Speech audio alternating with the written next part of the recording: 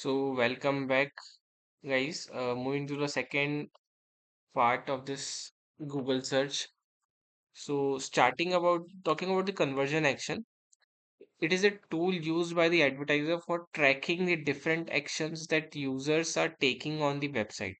For example, if let's say Craftchala, it is a digital marketing um, platform where it provides basically an educational service.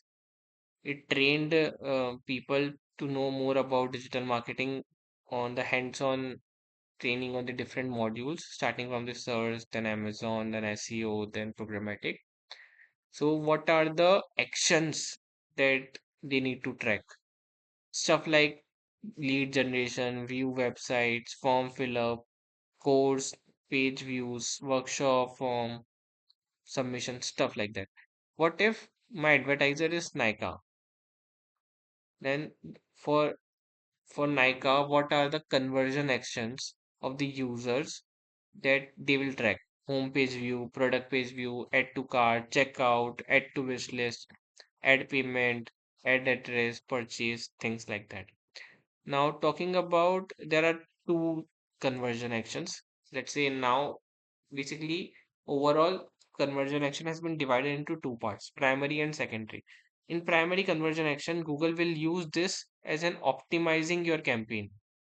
Basically, Google, if your let's say primary conversion action is purchase, so Google will try to maximize that, and whereas you can put second as a secondary goal like add to cart and the other like a page views, stuff like that as well. So that is the only difference. Now talking about the conversion settings. So in conversion settings there are three three, yes, there are three types: value, count, and conversion window. In value there are three subtypes, like use the same value for each conversion. For example, when all your product price are same, like 99 rupees, then you can use this.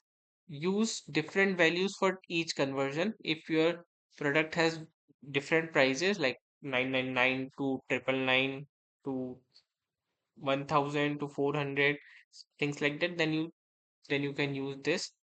Then if you don't want to use any value for the conversion action, then you can choose this as well, because sometimes there are examples like if your primary actions are page views, so you don't want to give value to any particular action, so you will choose this. Now talking about count, there are two subtypes, every and one. Every interaction is useful, so you will choose every. One, used whenever only first interaction is useful. For example, normally in purchase, every we choose every, but in sign-ups, every won't be able to the right fit, so we'll choose one. So now moving to the conversion window. So basically in conversion window, there are three subtypes: click through conversion window, duration in which a user has converted after interacting with the ad. For example, if let's say there is a period of 30 days till in this I'm running my campaign, so a user got interacted in my with my ad copy, so but it will convert on 35th day, let's say, so it will count in my conversion window because the user got interacted in my conversion window. So talking about the engaged view conversion window, if somebody has engaged with your video and then converted in the specified duration, it get counted as a conversion. View through conversion window, a person who has simply viewed your ad and not clicked, then converts in the specific duration, then considered as a view through. Basically initial was the click, then engaged video, then view through. So you can imagine or learn it like that. Now talking about the ad extensions, the very important part, because as I mentioned that in ad rank there are three pillars. First is bid. We can't control much on that. But the second is quality score, and the third is ad format. We did learn about a quality score. Now we are going to learn about ad format. So when we talk about ad format, basically there are certain things that we need to follow. We will going to learn about more in it. Talking about Google Search Ads, these are the ads has been displayed by the Google after the money we paid. Parts of an ad, headline, description, URL, and extensions. These are the parts of an ad. So this is the headline, this is the description, and this is the URL, HTTPS. There are certain extensions as well, like this. Types of Google Ads. There are two types: responsive search ads and expanded text ads. We did normally responsive search ad because this is like a smart ad that gets changed as per the search user. For example, you give 15 headlines and 4 description, then Google will make all possible combination of it, makes it search user friendly. Okay, but in the expanded text ads, this give a complete control to the advertiser. For example, the heading and description was manually suggested and no extra changes to that done by Google. Now talking about Google Quality GSA. So you can add call to action button, you can add USP, you can add keyword in basically the keyword that you target in your campaign. You can add that in your headline as well, just to make it much more appealing and relevant for the user. Uh, these are certain practices that you can do. Talking about the ad format, basically ad extensions. These are the extensions you can add to your ad copy. Stuff like image extensions, site links. Site links are these are the extra links that appear under your main ad, leading to specific pages of your website. For example, let me show you. Okay, as you can see, these are the men's sneakers, women's sandals. So these are the site links. If I click on this, it will shift. It will me basically it will take me to the men's sneaker section. If I click this, then it will take me to the women's sandals sections. So these are the extra links, clickable links that appear under your main ad, leading to the specific page of a website. Talking about the call out action, these are the short and non-clickable phrases that will use to highlight the USP of your business in that image. See the bullet list like free shipping. Where is it? Okay, this is our call outs. Now talking about the structure snippet part, these are a way to highlight a list of features or offerings from your business under a specific category. Okay. Okay. So every brand can offer some of to show their offerings. This come under this section. Now the other sections is not that you can understand by their word as well, so I haven't write the definition for them. Talking about the location extension, call extension, price extension, promotion extensions, stuff like that. mm, Process followed by Google Ads. Okay, we will do that while publishing a campaign. Now what is auction insight? So I want you to take a sip of water because I wanted to take it.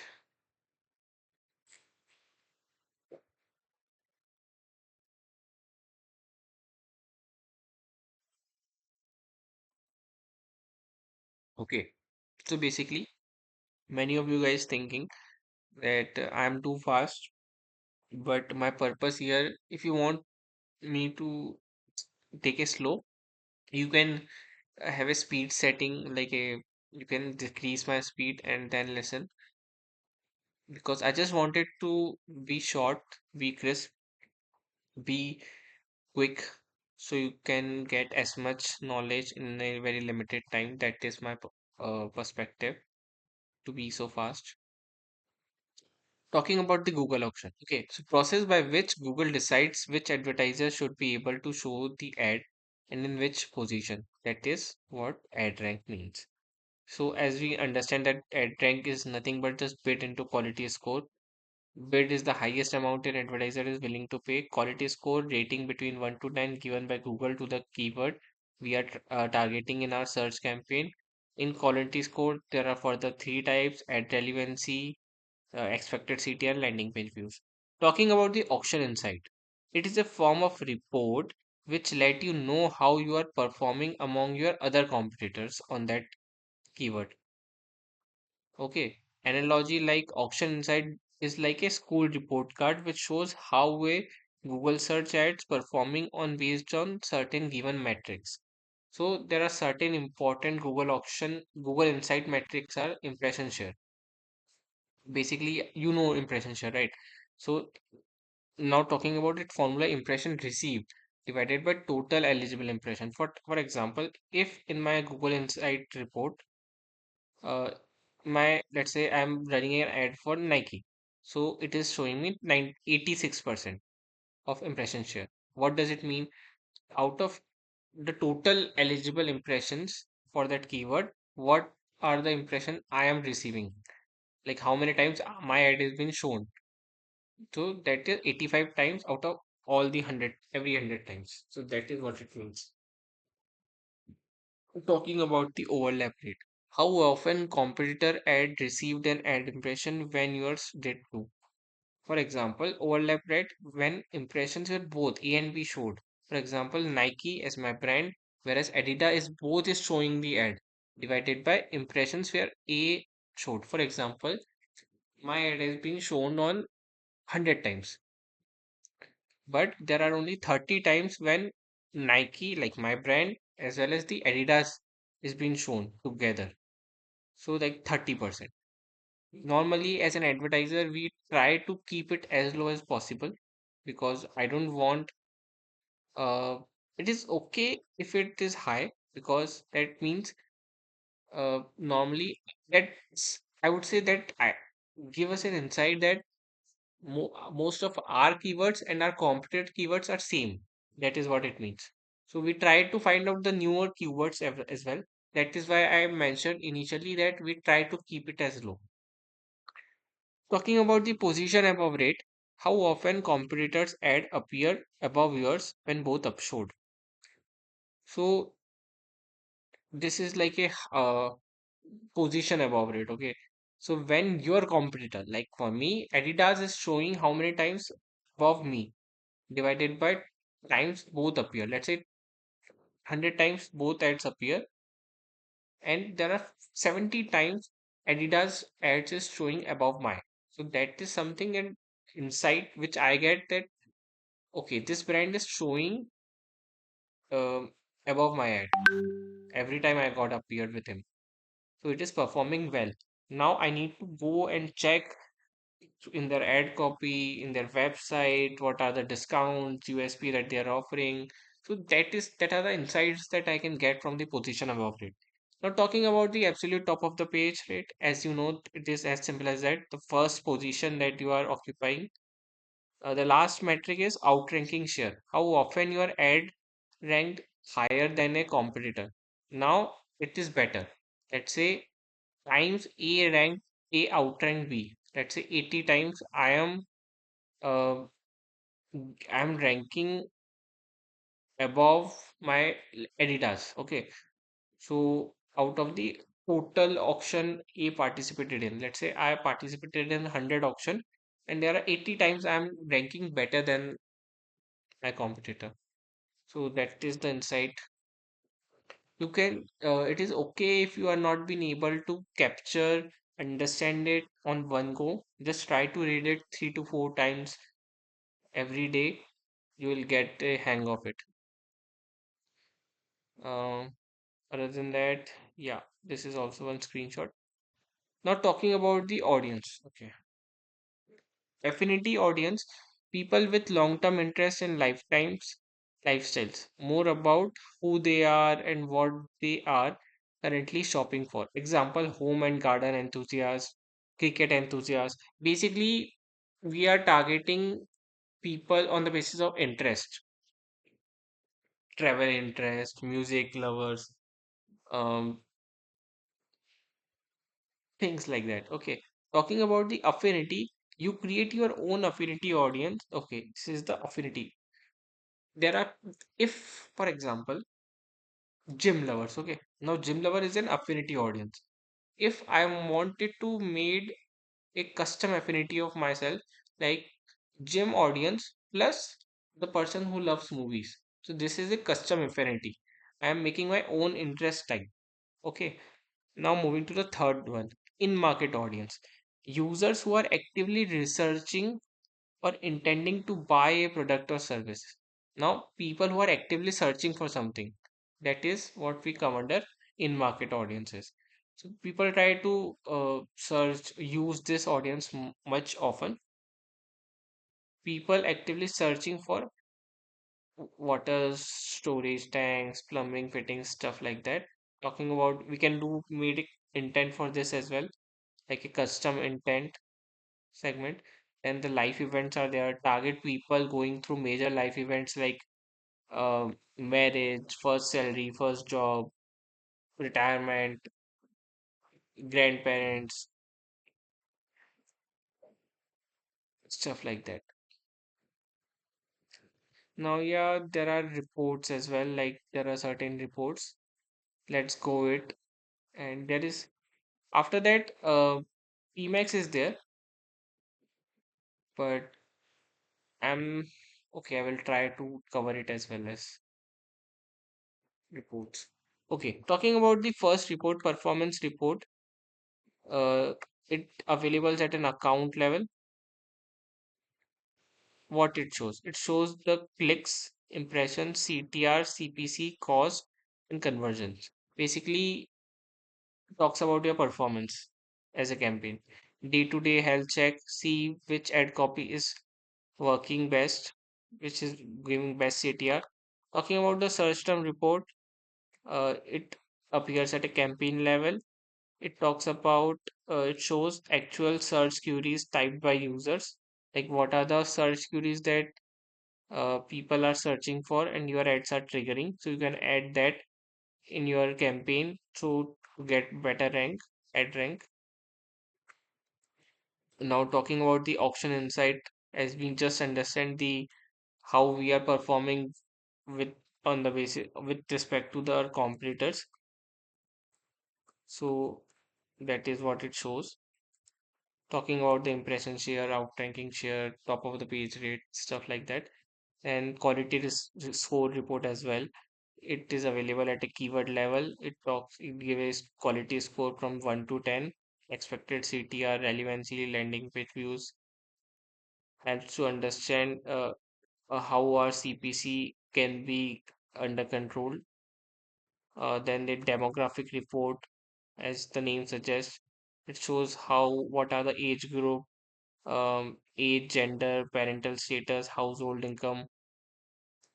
Uh, Basically, it give a bifurcation how our ad is being liked or unliked by under these sections of people, age, gender, parental status, and household income. Then there is a geographical report as well. In geographical report, it is basically at what area your ad is performing well, basically performance by user location. Then there is a device report as well. Then time report, at what particular time period in a day your ad has been performing how. Then there is a landing page report, like bounce rate and conversion rate by landing page. It shows things like that. Then there is a attribution report as well. It is a conversion path. Now extension report, shopping report, video report, and app report.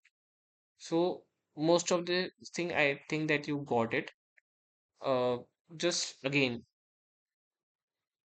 it won't come to you naturally. You have to 3 to 4 times in a day try to read it once, and eventually you will find out that okay, now I'll understand it as well as I remembered it too. That is the way to do it.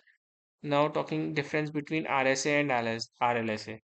So RSA is a responsive search ads, whereas RLSA is a responsive list for search ads.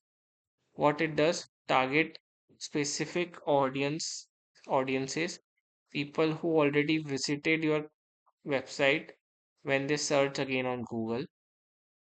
Okay. When you wanted to retarget those people, you will use RLSA campaign.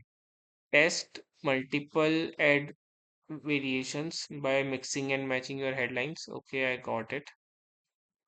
Okay, it is not editable. Okay. Focus area, what who sees your ad, what ad copy they seek ad creative, how it works. You add a remarketing audience to your search campaign, adjust bits messaging. You give 15 headlines and 4 descriptions. Use case, show different ads bits to returning visitors, cart or add to cart abandoners. Maximize CTR conversion by letting Google's match machine learning test sets. Example, Auric, someone visited your tea page but didn't buy. When they later search West Auric or Ayurvedic tea, your RSA shows an ad. Okay, this is a very good example. You can relate it to it. You create 10 headlines like buy masala tea. Okay, you know RSA, right? So I'm not getting further into it.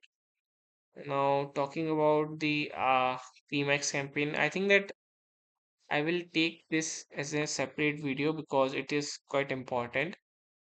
I don't want to sums it up in just a short period of time. There are certain case building session as well, which we will do for sure. After that, yeah, that is it, guys. That is it. There are many situational questions and interview based questions as well. We will going to do that. But I would say 80%, 90% of our search will get over. Now I'm going to make a video on PMAX. Then case building session is there. Then search interviews and situational based questions. There are around two more videos which might come in the future. So prepare for that. Till that, stay tuned. Bye, guys.